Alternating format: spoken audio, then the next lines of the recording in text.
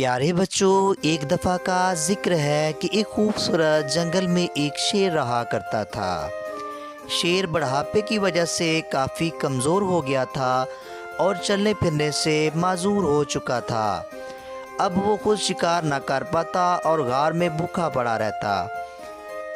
ایک دن شیر نے بندر کو اپنے پاس بلایا اور کچھ کیلے دیے تاکہ وہ یہ بات جنگل میں پھیلا دے کہ جنگل کا بادشاہ شیر بیمار ہو چکا ہے۔ ڈھیر سارے کیلے دیکھ کر بندر کے منہ میں پانی آ گیا۔ وہ کیلے لے کر جنگل کی طرف چل دیا۔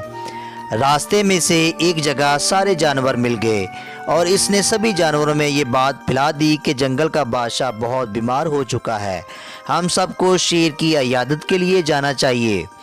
بندر کی بات سن کر سبھی جانوروں نے شیر کی عیادت کا ارادہ کر لیا۔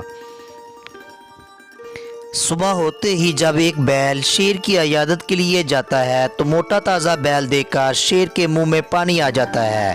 شیر کئی دن سے بھوکا تھا، اس نے فوراً بیل پر حملہ کیا اور ایک ہی وار میں اس کا کام تمام کر دیا اور خوب سیر ہو کر بیل کو کھا گیا۔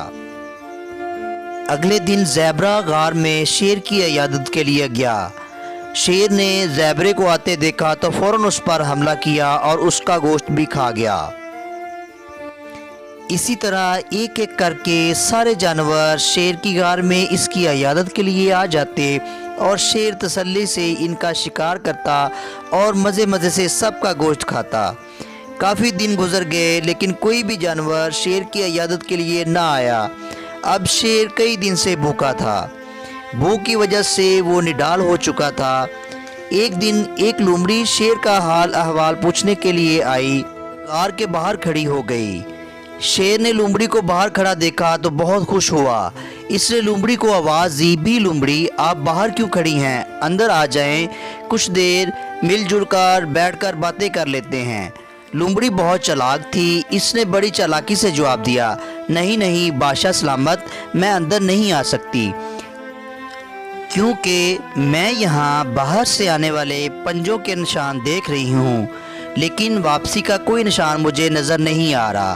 یہ کہہ کر لومڑی جنگل کی طرف چلی جاتی ہے۔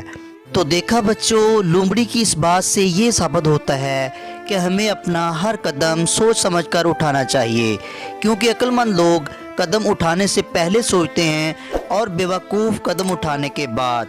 میری ویڈیو پسند آئے تو میرے چینل کو سبسکرائب کریں۔